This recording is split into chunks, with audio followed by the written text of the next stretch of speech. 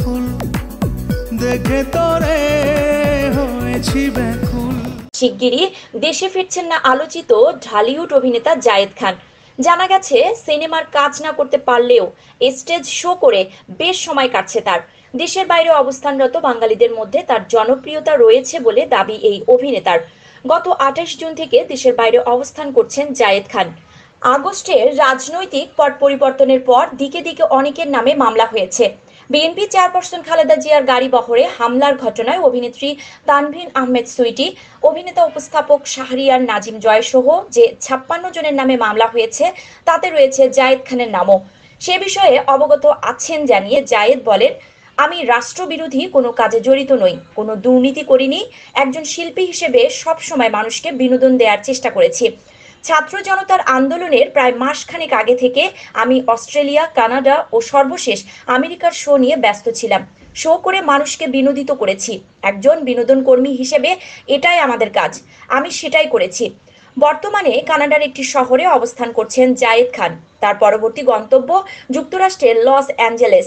সেখানকার শো শেষ করেই কি তিনি বাংলাদেশে ফিরবেন? জানতে চাইলে তিনি বলেন, এখানে এখনো আমার কিছু শো বাকি আছে, সেসব শেষ করেই ফিরবো। আশা করি দেশে ফিরলে কোনো হয়রানির মুখে পড়তে হবে না। তিনি আরো বলেন, আমরা শিল্পী, কারো সঙ্গে কখনো অন্যায় করিনি, কারো কোনো ক্ষতিও করিনি।